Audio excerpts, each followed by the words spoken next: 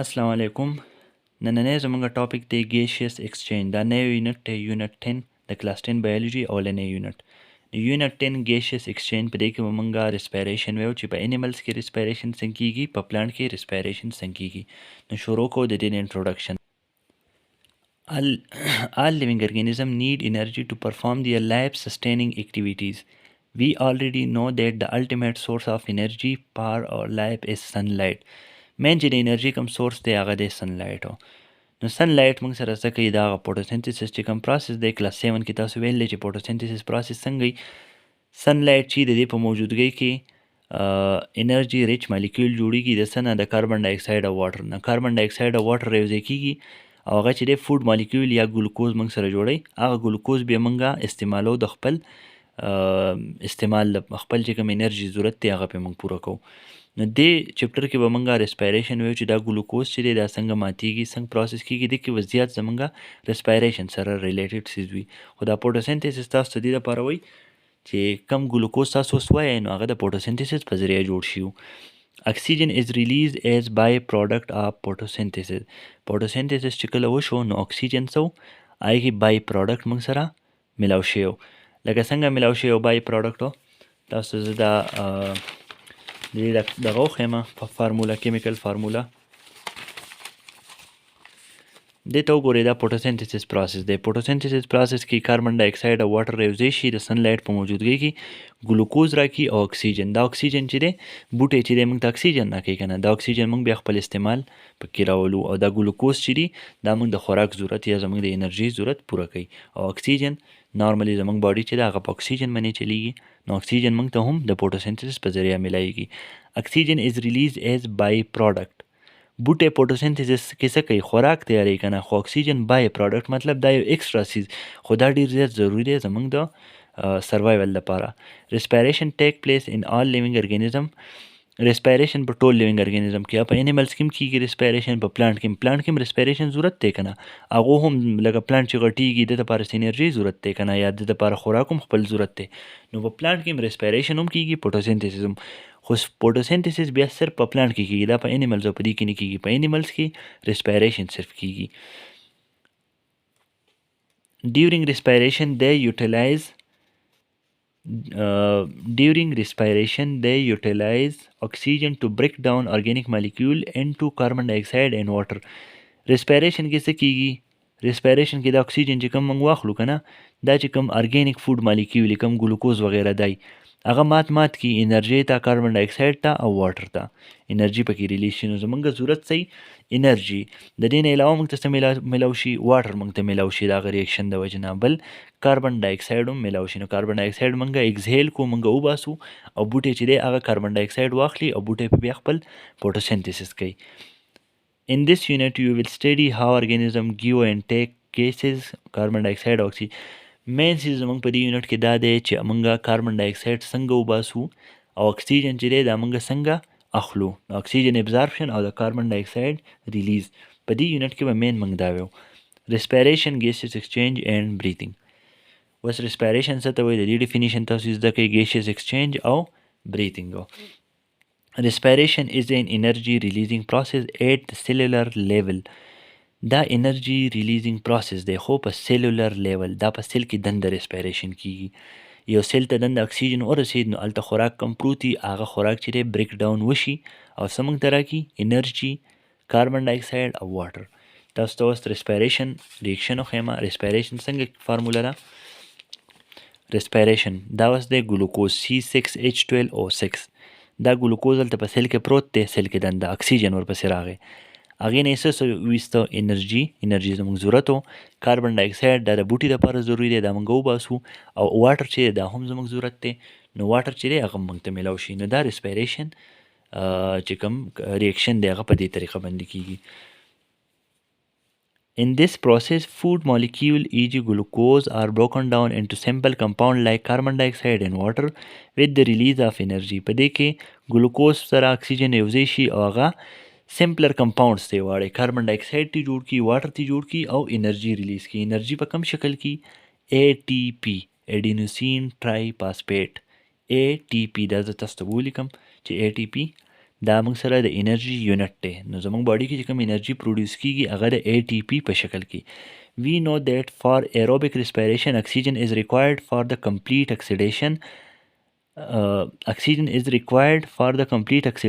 of food molecule while CO2 is released as byproduct. کله چې aerobic respiration کیږي، aerobic respiration کم respiration چې هغې کې اکسیجن انوالي، کم respiration کې چې اکسیجن انوالي هغې ته aerobic respiration وایي. خو چې کم کې اکسیجن نه انوال، اکسیجن نه نو بیا هغې ته څه وایي؟ anaerobic respiration. نو نارملی چې کم کیږي د موږ باډي کې هغه aerobic respiration، خو چې کله اکسیجن کم شي نو بیا anaerobic ته اوړي. نو ایروبیک ریسپیریشن کې به څه کیږي؟ اکسیجن به یوز شي او کمپلیټ اکسیډیشن به وشي دا فود مالیکول، مطلب دا اکسیجن به فود مالیکول پسې ونښلي، کاربن ډای اکسایډ به د هغې نه وباسي، بل به د هغې نه واټر وباسي. خو کاربن ډای اکسایډ چې دی دا بای پراډکټ دی. په فوټوسینتھیسس کې بای پراډکټ څه شي؟ اکسیجن. په ریسپیریشن کې بای پراډکټ کاربن ډای اکسایډ دی. It means that all organisms need to take oxygen from the environment, air, water for respiration. دی مطلب دا دی چې ټول ارګانیزم چې دي هغه به د انوایرمنټ نه اکسیجن اخلي. اکسیجن موږ د کم ځای نه؟ هوا نه اخلو او د واټر نه. نو واټر نه اوس موږ څنګه؟ موږ خو نه اخلو واټر نه، که نه میان چې دي هغه د واټر نه خپل اکسیجن پوره کوي او هغه اکسیجن والي په هغې باندې بیا خپل ریسپیریشن کوي. They also need to release CO2 into the environment. او دوی چې دی کاربن ډای اکسایډ چرته ریلیز کوي؟ انوایرمنټ ته. نو زمونږ باډي کې چې ریسپیریشن وشي بای پراډکټ به پکې صحیح کاربن ډای اکسایډ. نو دا کاربن ډای اکسایډ سره به موږ څه کوو؟ دا به انوایرمنټ ته ورکو. اوس دې ته ګورئ، دا بوټی دی، بوټی چې دی د کې فوټوسینتھیسس وشو، د کاربن ډای اکسایډ د انوایرمنټ نه واغست، واټر سره یو ځای شو، سن لایټ په ده ولګېد. دا انوار چې کله په ده ولګي کاربن ډای اکسایډ او واټر یو ځای شي دوی څه جوړ کړي؟ C6H12O6 دا شو ګلوکوز پلس اکسیجن، اکسیجن راکړي. نو دا اکسیجن به بوټی څه وکړي؟ انوایرمنټ ته به ورکړي. نو موږ ته په انوایرمنټ کې اکسیجن میلاو شو، موږ به هغه اکسیجن واخلو، دا اکسیجن موږ واغست، دا خوراک موږ د بوټو نه چې کوم خوراکونه دا موږ خوړل دي.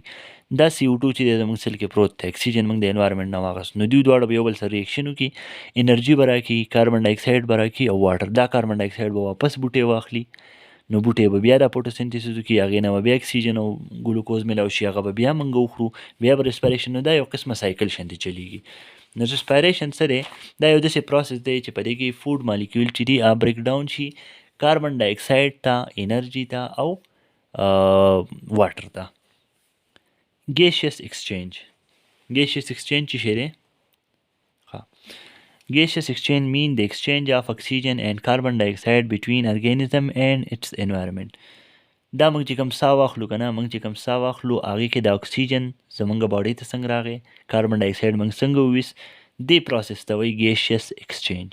نو په دې کې څه کیږي؟ ډیفیوژن په پروسس دا کیږي. ډیفیوژن پروسس هغه پروسس ته وایي، د ریکالینګ کې لیکل دی چې ډیفیوژن هغه پروسس دی چې په هغې کې د هایر کنسنټریشن نه یو څیز لوور کنسنټریشن ته ځي.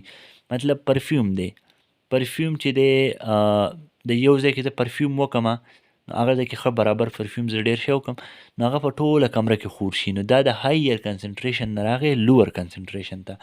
یا یو ځای کې سپی مړ دی، سپی چې دی هغې ګنده بوی کړله، نو هغه ځای کې کنسنټریشن څه دی د بوی، د ګنده بوی های، نو د هغه ځای نه دا خورېږي لوور کنسنټریشن، چې کوم ځای کې دونې بوی نه وي هغه ځای ته به دا خورېږي. نو دا صحیح ډیفیوژن پروسس دی. په دې کې د هایر کنسنټریشن نه یو څیز دی لوور کنسنټریشن ته. دغه شانتې په ګیشیس ایکسچینج کې د هایر کنسنټریشن نه به یو څیز دی لوور ته. لکه زموږ په بلډ کې به څه شی وایي؟ کاربن ډای اکسایډ. نو هغه به څه وشي؟ ایر کې به کاربن ډای اکسایډ کم دی، نو هغه به د هایر کنسنټریشن نه لوور ته لاړ شي، زموږ د بلډ نه به روځي د لنګس په ذریعه باندې انوایرمنټ ته. خو په انوایرمنټ کې اکسیجن ډېر دی، زموږ بلډ کې کم دی، نو انوایرمنټ نه چې کوم اکسیجن موږ ساه واخلو هغه اکسیجن به زموږ بلډ ته لاړ شي، ځکه بلډ کې کم دی. نو دا د ډیفیوژن په پروسس باندې کیږي. Breathing. It is physical process in which animals move air into and out of their body. Breathing simple دا دی چې منګه هوا چې دی دنده ویسو او له دنده نه بهر ته ساه واخلو او ساه وباسو، دې ته وایي breathing. چې کوم ساه اخیستې دي دې ته وایي inhalation. ان مطلب دنده، نو inhalation ساه اخیستو ته وایي، exhalation ساه ویستو ته وایي.